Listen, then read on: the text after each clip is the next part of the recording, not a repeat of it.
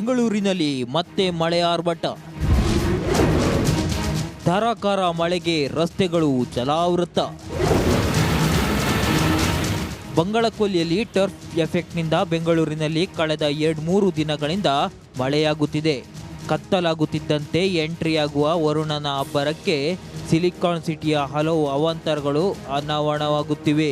ರಸ್ತೆಗಳು ಜಲಾವೃತವಾಗಿದ್ದು ಹಲವೆಡೆ ವಾಹನಗಳು ಮುಳುಗಿ ಹೋಗಿವೆ.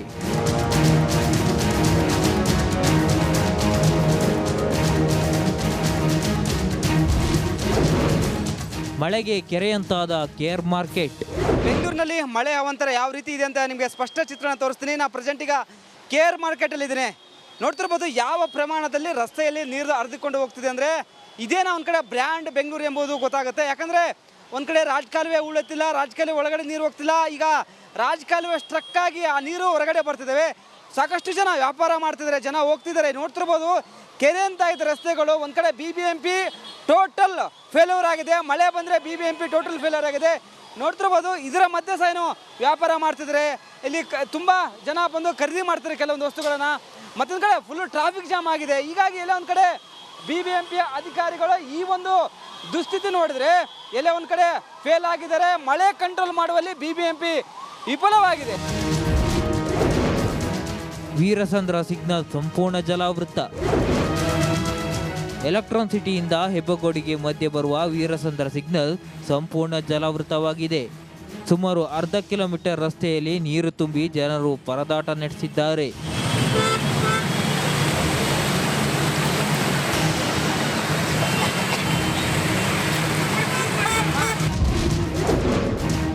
ಟೌನ್ನಲ್ಲೂ ಮಳೆಯ ಆರ್ಭಟಕ್ಕೆ ಜನರು ತತ್ತರ. ಸಿಲಿಕಾನ್ ಸಿಟಿ ಬೆಂಗಳೂರಿನಲ್ಲಿ ಸಂಜೆಯಿಂದ ಆರಂಭವಾಗಿರುವಂತಹ ಮಳೆಯಿಂದ ಸಾಕಷ್ಟು ರಗಳೆ ಆಗಿದೆ. ಬೆಂಗಳೂರಿನ ಹಲವು ಭಾಗದಲ್ಲಿ ಕೂಡ ಮಳೆ ಸುರಿತಾ ಇದೆ. ನಾನೀಗ ಟೌನ್ ಹಾಲ್ನ ಮುಂಭಾಗದಲ್ಲಿದ್ದೀನಿ. ನೀವು ದೃಶ್ಯದಲ್ಲಿ ಕೂಡ ಗಮನಿಸ್ತಾ ಇರ್ಬೋದು. ಈ JC ರಸ್ತೆ ಹಾಗೆ ಟೌನ್ ಹಾಲ್ನ ಸರ್ಕಲ್ ಏನಿದೆ, ಇಲ್ಲಿ ಮಳೆಯಿಂದಾಗಿ ರಸ್ತೆಯ ಮೇಲೆ ಕೂಡ ನೀರು ಹರಿತಾ ಇರುವಂಥ ದೃಶ್ಯವನ್ನ ನೋಡ್ತಾ ಇರ್ಬೋದು. ಅಲ್ಲದೆ ಇವತ್ತು ಶನಿವಾರ ಆಗಿರುವಂತಹ ಕಾರಣಕ್ಕಾಗಿ ಎಲ್ಲ ಕೆಲಸವನ್ನ ಮುಗಿಸಿ ಮನೆಗೆ ಹೋಗ್ತಾ ಇದ್ದಂತಹ ಜನರಿಗೆ ಸಂಜೆ ವೇಳೆಗೆ ಶುರುವಾದಂತಹ ಮಳೆಯಿಂದಾಗಿ ಸಾಕಷ್ಟು ಟ್ರಾಫಿಕ್ ಜಾಮ್ ಕೂಡ ಉಂಟಾಗಿತ್ತು. ವಾಹನ ಸವಾರರು ಕೂಡ ಇನ್ನೂ ಕೂಡ ಪರದಾಟವನ್ನ ನಡೆಸ್ತಾ ಇದ್ದಾರೆ. ಸುಮಾರು 1.5 ಗಂಟೆಗಳಿಂದ ಕೂಡ ಬೆಂಗಳೂರಿನ ಹಲವು ಭಾಗದಲ್ಲಿ ಮಳೆ ಸುರಿತಾನೆ ಇದೆ. ಮುಖ್ಯವಾಗಿ ರಾಜಾಜಿನಗರ ಇರಬಹುದು, ಹಾಗೆ ಈ ಕಾರ್ಪೊರೇಷನ್ ಸುತ್ತಮುತ್ತ ಇರಬಹುದು, ಜಯನಗರ ಹಾಗೆ ವೈಟ್ ಫೀಲ್ಡ್ ಭಾಗದಲ್ಲಿ ಧಾರಾಕಾರವಾಗಿ ಮಳೆ ಸುರಿತಾ ಇದೆ. ಹೀಗಾಗಿ ರಸ್ತೆಯಲ್ಲಿ ನೀರು ಕೂಡ ನಿಂತಿರುವಂತಹ ಘಟನೆಗಳು ಕೆಲವು ಕಡೆ ಸಂಭವಿಸಿದ್ದಾವೆ. ಮಲ್ಲೇಶ್ವರಂ ರಾಜಾಜಿನಗರದಲ್ಲೂ ರಸ್ತೆ ಮುಳುಗಡೆ. BBMP ಅವರು ಬರಲ್ಲ. ಅವ್ರು ಬೆಳಗ್ಗೆ ಒಂದು ರೌಂಡ್ ಬರ್ತಾರೆ, ನೋಡ್ತಾರೆ, ಇದು ಸರಿಪಡಿಸುವಂತ ಇದ್ರೆ ಆ್ಯಸ್ ಯೂಸ್ವಲ್ ಮತ್ತೆ ಮಳೆ ಬಂದರೆ ಅದೇ ಪ್ರಾಬ್ಲಮ್ ಆಗುತ್ತೆ. ಇದು BBMP ನೋಡೋ ಸಮಸ್ಯೆ. ಇಲ್ಲೇ ಸಚಿವರು ಎಚ್ಚೆತ್ಕೊಳ್ಬೇಕು. ಗ್ರೇಟರ್ ಬೆಂಗಳೂರು ಬ್ರ್ಯಾಂಡ್ ಬೆಂಗಳೂರು ಮಾಡುವ ಸಚಿವರು ಎಚ್ಚೆತ್ಕೊಳ್ಬೇಕು. ನಿಮ್ಮ ಅಧಿಕಾರಿಗಳು ಯಾವ ರೀತಿ ಕೆಲಸ ಮಾಡ್ತಾರೆ ಗೊತ್ತಾಗುತ್ತೆ. ನೋಡ್ತಿರ್ಬೋದು ಎಲ್ಲವೂ ರಸ್ತೆ ಎಲ್ಲ ನೀರು ನಿಂತಿದೆ. ನೋಡ್ತೀವಿ ಯಾವ ರೀತಿ ಅದು ಮಲ್ಲೇಶ್ವರ ಭಾಗದಲ್ಲಿ ಈ ಒಂದು ಪರಿಸ್ಥಿತಿ ಬಂದಿದೆ ಅಂದರೆ, ಯಾಕಂದರೆ ಬೆಂಗಳೂರು ಅರ್ಧ ಡ್ಯಾಮೇಜ್ ಆಗಿದೆ ಈ ಮಳೆಯಿಂದ, ಈ ಗುಂಡಿಗಳಿಂದ. ಎಲ್ಲವೂ ಇದಕ್ಕೆ ಕಾರಣ ಅಂದರೆ BBMP ಅಧಿಕಾರಿಗಳೇ. ನೋಡಿ ಇಲ್ಲಿ ಫ್ಲೋ ಹೋಗಲ್ಲ. ಇದು ನೋಡಿ, ಇದು ರಾಜಕಾಲುವೆ, ಇಲ್ಲಿ ಫ್ಲೋ ಹೋಗಲ್ಲ, ನೀರು ಸ್ಟ್ರಕ್ ಆಗಿದೆ. ಇದಕ್ಕೆ ಬಂದು ರಿಪೇರಿ ಮಾಡ್ಬೇಕು ತಾನೆ, ಬರುವ ಕೆಲಸಕ್ಕೆ ಆಗಲ್ಲ. ಯಾಕಂದರೆ BBMP ಅಧಿಕಾರಿಗಳು ಹೇಳ್ತಾರೆ ನಾವೆಲ್ಲ ರಿಪೇರಿ ಮಾಡಿ ಅಂತಾರೆ, ಗೊತ್ತಾಗುತ್ತೆ ನೋಡಿ. ನಾಯಂಡಹಳ್ಳಿಯಲ್ಲಿ ನದಿಯಂತಾದ ರಸ್ತೆ. ಇನ್ನು ಸಂಜೆ ಸುರಿದ ಮಳೆಗೆ ನಾಯಂಡಹಳ್ಳಿಯಲ್ಲಿನ ರಸ್ತೆ ನದಿಯಂತಾಗಿದೆ.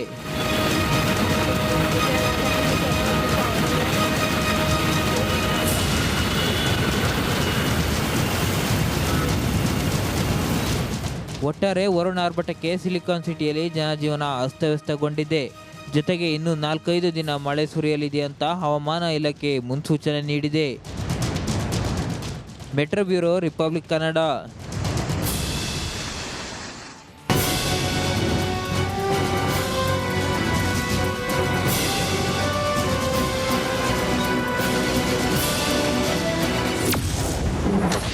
ಬಳ್ಳಾರಿ ಜೈಲಲ್ಲಿ ದಾಸನಿಗೆ ದುಸ್ವಪ್ನ. ನಿದ್ದೆಯಲ್ಲೂ ರೇಣುಕಾಸ್ವಾಮಿ ದರ್ಶನ. ರೇಣುಕಾಸ್ವಾಮಿ ಕೊಲೆ ಕೇಸಲ್ಲಿ ಜೈಲು ಪಾಲಾಗಿರುವ ದಾಸ ಬಳ್ಳಾರಿ ಜೈಲಲ್ಲಿ ವಿಲವಿಲ ಅಂತ ಒದ್ದಾಡ್ತಾ ಇದ್ದಾರೆ. ಮಧ್ಯರಾತ್ರಿ ನಿದ್ದೆಯಿಂದ ಸಡನ್ ಆಗಿ ಎದ್ದು ಬೆಚ್ಚಿ ಬೀಳುತ್ತಿದ್ದಾರಂತೆ.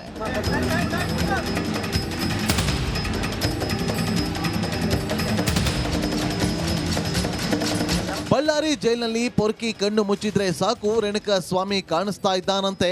ದರ್ಶನ್ಗೆ ಕೆಟ್ಟ ಕನಸುಗಳು ಕಾಣಿಸಿಕೊಳ್ತೀವಿ ಅಂತೆ. ಪದೇ ಪದೇ ಪಟ್ಟಣಗೆರೆ ಶೆಡ್ನಲ್ಲಿ ನಡೆದ ರೇಣುಕಾ ಸ್ವಾಮಿ ಕೊಲೆ ರಣಭೀಕರ ದೃಶ್ಯಗಳು ನೆನಪಾಗ್ತಾ ಇದೆಯಂತೆ.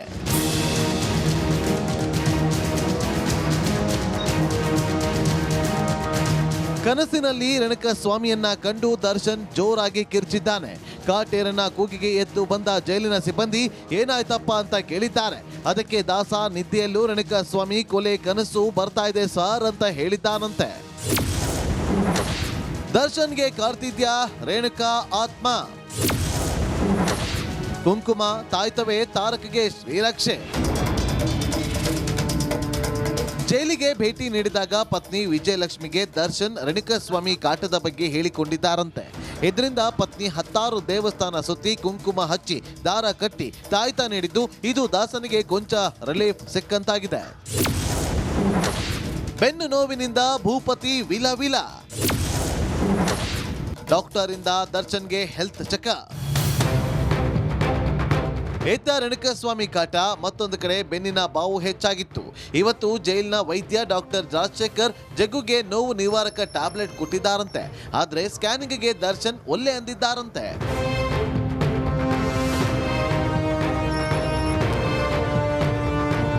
ಅದೇನೇ ಇರಲಿ, ಕಾಟೇರನ ಕನಸಲ್ಲಿ ರೇಣುಕಾ ಸ್ವಾಮಿ ಕಾಣಿಸಿಕೊಳ್ತಿರೋದು ಆಶ್ಚರ್ಯದ ವಿಷಯವೇನಲ್ಲ. ಯಾವುದಾದ್ರೂ ಕೊಲೆ ಕೃತ್ಯವೆಸಗಿದಾಗ ಈ ರೀತಿಯ ಅನುಭವ ಸಹಜ ಅನ್ನುತ್ತೆ ವೈದ್ಯ ಲೋಕ. ರೇಣುಕಾರಾಧ್ಯ, ರಿಪಬ್ಲಿಕ್ ಕನ್ನಡ, ಬಳ್ಳಾರಿ.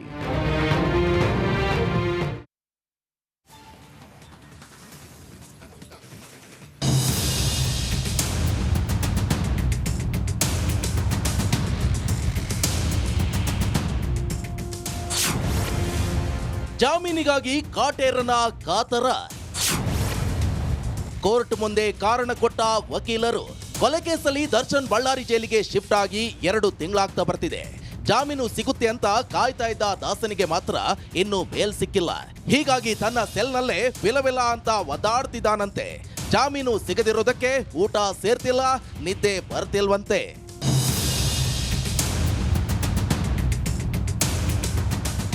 ದರ್ಶನ್ನ ಹೇಗಾದ್ರೂ ಜೈಲಿಂದ ಹೊರ ತರಲೇಬೇಕು ಅಂತ ವಿಜಯಲಕ್ಷ್ಮಿ ಕಸರತ್ತನ್ನ ನಡೆಸ್ತಾ ಇದ್ರು. ದಾಸನ ಪರ ಸಿ.ವಿ. ನಾಗೇಶ್ ವಕಾಲತ್ತು ಮಾಡ್ತಿದ್ದಾರೆ. ದರ್ಶನ್ಗೆ ಜಾಮೀನು ಸಿಗಬೇಕು, ಅಲ್ಲದೆ ಯಾಕಾಗಿ ಸಿಗಬೇಕು ಅಂತ ಕೋರ್ಟ್ಗೆ ವಕೀಲ CV. Nagesh point to point ಮಾಹಿತಿ ಕೊಟ್ಟಿದ್ದಾರೆ. ದಾಸನಿಗೆ ಬೇಲ್ ಯಾಕೆ? ಸಾಕ್ಷಿ ನಂಬರ್ 69 ಬಿಟ್ರೆ ಈ ಪ್ರಕರಣದಲ್ಲಿ ಬೇರೆ ಸಾಕ್ಷಿಗಳೇ ಇರಲಿಲ್ಲ. ಈ ಕೇಸ್ನಲ್ಲಿ ಸಾಕ್ಷಿಗಳ ಹೇಳಿಕೆ ದಾಖಲಿಸಲು ವಿಳಂಬ ಆಗ್ತಿದೆ. ಕೆಲವು ಸಾಕ್ಷಿಗಳನ್ನ ಪೊಲೀಸರೇ ಸೃಷ್ಟಿ ಮಾಡಿದ್ದಾರೆ. ಪ್ರತ್ಯಕ್ಷದರ್ಶಿ ಪಟ್ಟಣಗೆರೆ ಶೆಡ್ನ ವಾಚ್ಮ್ಯಾನ್ ಹೇಳಿಕೆಯನ್ನ ಕೊಲೆಯಾದ 5 ದಿನದ ಬಳಿಕ ಅಂದ್ರೆ ಜೂನ್ 13ರಂದು ದಾಖಲಿಸಲಾಗಿದೆ.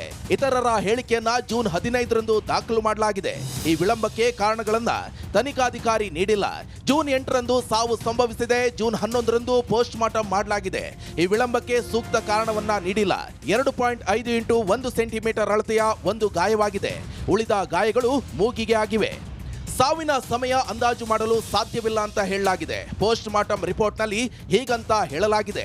ಶವವನ್ನ ಕೋಲ್ಡ್ ಸ್ಟೋರೇಜ್ ನಲ್ಲಿ ಇರಿಸಿದ್ರಿಂದ ಸಮಯ ಅಂದಾಜಿಸಲಾಗಲಿಲ್ಲ. ಹೀಗಾಗಿ ನಿಖರ ಮಾಹಿತಿ ನೀಡಲಾಗುವುದಿಲ್ಲ ಅಂತ ವರದಿ ಇದೆ. ಫೋಟೋ ನೋಡಿ ಸಾವಿನ ಸಮಯ ಅಂದಾಜಿಸುವುದು ಸರಿಯಲ್ಲ. ಜುಲೈ 7ರಂದು ನೀಡಿರುವಂತಹ ವರದಿಯಲ್ಲಿ ಫೋಟೋ ನೋಡಿ ಸಾವಿನ ಸಮಯ ಅಂದಾಜು ಮಾಡಲಾಗಿದೆ. ಇದು ಸೂಕ್ತವಾದ ಕ್ರಮ ಅಲ್ಲ.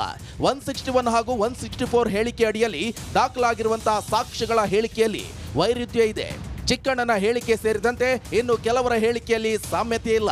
ಕೆಲವು ಸಾಕ್ಷಿಗಳಿಗಂತೂ ಮಾಧ್ಯಮದ ಮೂಲಕವೇ ಕೊಲೆ ಪ್ರಕರಣದ ವರದಿ ಗೊತ್ತಾಗಿದೆ. ಮಾಜರು ಹಾಗೂ ಆರೋಪಿಗಳ ಹೇಳಿಕೆಗಳಲ್ಲಿ ಸಹ ವ್ಯತ್ಯಾಸವಿದೆ. ಮಾಜರ್ನಲ್ಲಿ ಕೊಲೆಯಾದ ದಿನ ದರ್ಶನ್ ಚಪ್ಪಲಿ ಧರಿಸಿದ್ದ ಎಂದಿದೆ. ಆದರೆ ಪೊಲೀಸರು ದರ್ಶನ್ ಮನೆಯಿಂದ ಶೂ ಅನ್ನ ವಶಪಡಿಸಿಕೊಂಡಿದ್ದಾರೆ. ಅದರ ಮೇಲೆ ರಕ್ತದ ಕಲೆ ಇದೆ ಅಂತ ಹೇಳಿದ್ದಾರೆ. ಬಟ್ಟೆಗಳ ಮೇಲೂ ರಕ್ತದ ಕಲೆ ಇದೆ ಅಂತ ಹೇಳಿದ್ದಾರೆ.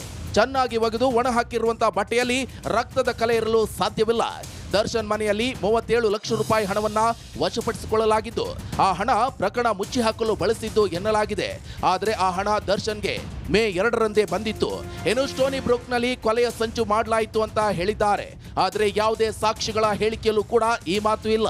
ಅವರೆಲ್ಲ ಅಂದು ಊಟಕ್ಕೆ ಸೇರಿದ್ರು, ಸಿನಿಮಾದ ಬಗ್ಗೆ ಮಾತನಾಡಿದ್ರು. ಹೀಗೆ ಹಲವು ಕಾರಣವನ್ನ ಸಿ.ವಿ. ನಾಗೇಶ್ ನೀಡಿದ್ದಾರೆ.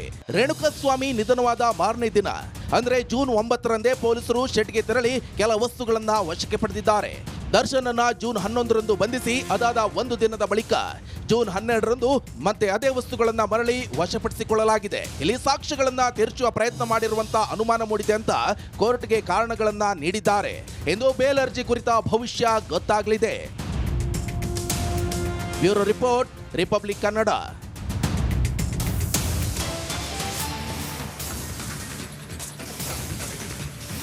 ವರುಣಾರ್ಭಟಕ್ಕೆ ಬೆಂಗಳೂರು ತತ್ತರಿಸಿ ಹೋಗಿದೆ. ಭಾರಿ ಮಳೆಗೆ ಜನಜೀವನ ಅಸ್ತವ್ಯಸ್ತವಾಗಿದೆ. ರಸ್ತೆಗಳು ಜಲಾವೃತವಾಗಿದೆ, ವಾಹನಗಳು ಮುಳುಗಿದೆ. ಮಳೆಯಿಂದಾಗಿ ಹಲವು ಕಡೆ ಬೈಕ್ಗಳು ಕೆಟ್ಟು ನಿಂತಿವೆ. ವರುಣಾರ್ಭಟಕ್ಕೆ ಇಡೀ